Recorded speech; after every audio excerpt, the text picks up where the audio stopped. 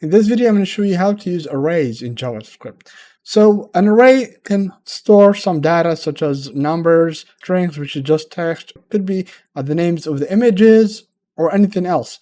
So right now, what I'm going to do here is I'm going to get rid of this function, so which is right here. So you see it's this text. So this one changes the text. So I'm going to get rid of this function that cancels the time.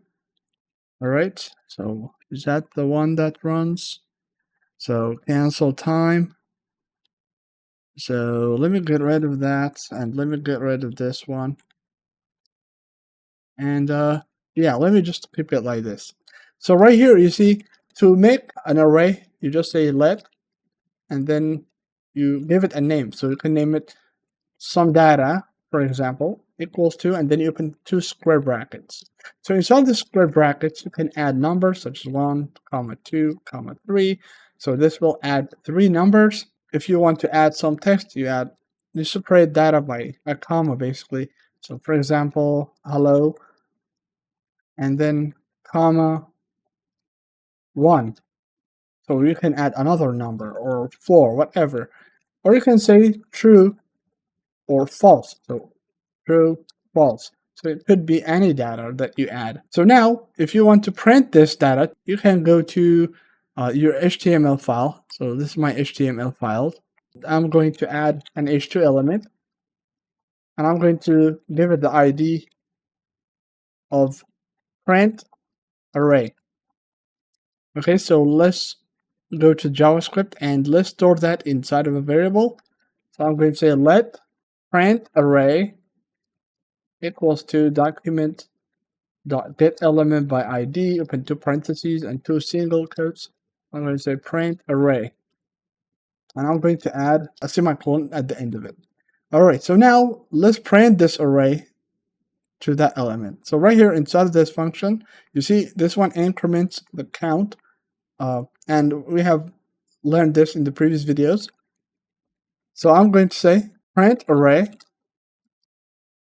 dot inner HTML equals to, and then we are going to basically print our array. So I'm going to say some data, the name of our array.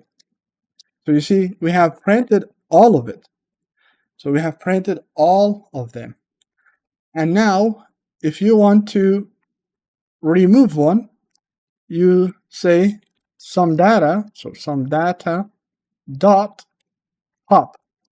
So you say dot pop, and then you open two parentheses. So this will remove them. So you see it's going to remove each one every second. All right, it's removing the elements from my array now. So this is how you remove stuff from an array. And if you want to push something to it, so let's say that you see it says 1, 2, 3, hello, 4, true, and false. So let's say that we want to add some number after false. So to do that, what we are going to do is we are going to change this one to push. So some data dot push, and then you add whatever data you want to add. So if you want to say, for example, I am the wheelchair guy. So it's going to print it. You see, it's going to add it to the list, and you see it's printing it on the page now for every second. All right, everyone, so this is how you add things to your array. So now let's say that we want to record these numbers and store these numbers inside of this array. So I can say, for example, you see we have my array, I called it some data. So I'm going to keep it empty now. So I'm going to delete all of this data that I have. And you see, I'm going to say some data. You see where it pushes right here. So I'm going to say dot push, and inside of the push, we are going to add the name of the count. So I'm going to say count, the count variable. So now I'm just recording whatever is changing for the count variable, and I'm basically adding it or pushing it to my array. So that's why you see it's adding it, and each one is separated by a comma. So You see it's going to add it, and it's going to go all day. So this is how you basically push these numbers to it. All right, and so now you see it adds a comma after each one of them. So now let's say that we don't want anything between them. So I'm going to say, I can say dot join here, and I have to remove this one here from here. So let me get rid of this. So you see, you add some join here, all right, and you add nothing there, so it's not going to add anything after each element. And we can change this to /. So let's add a / after each one of them. So you see it adds a / after each one. So whatever you want to type, this is the join, or the one that separates each data type. So you see it's printing all of the numbers on the page like this.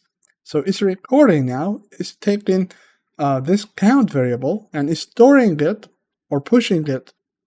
You see it's pushing the count to some data, which is the name of my array.